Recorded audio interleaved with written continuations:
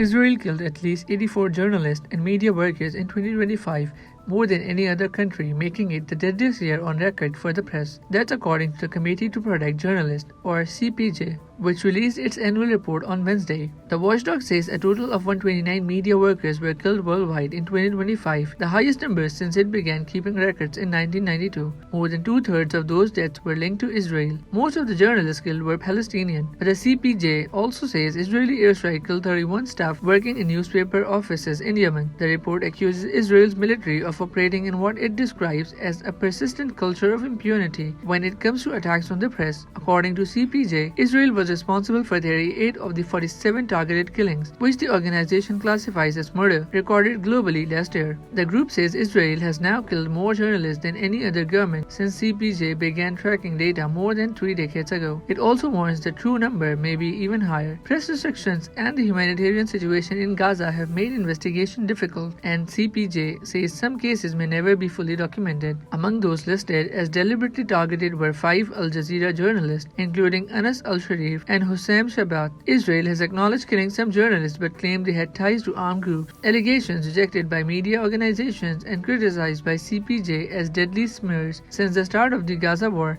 nearly 300 journalists and media workers have reportedly been killed, according to Shireen.ps, a monitoring platform named after Al Jazeera journalist Shireen Abu Akleh, who was killed in the occupied West Bank in 2022. Outside Gaza and Yemen, the deadliest countries for journalists in 2025 were Sudan, where 9 were killed during civil war, Mexico, where 6 died amid organized crime violence, and Ukraine, where 4 journalists were killed in Russian attacks. The CPJ says 2025 marks a turning point, not just in numbers, but in the global safety crisis facing journalists reporting from conflict zones.